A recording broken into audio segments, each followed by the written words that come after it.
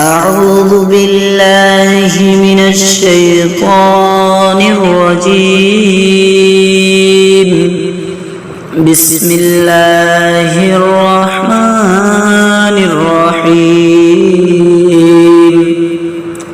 ألم تر كيف فعل ربك بأصحاب الفيل ألم يجعل كيدهم في تضليل وأرسل عليهم طيرا أبابيل ترميهم بحجارة من سجيل فجعلهم كعصف مأكول.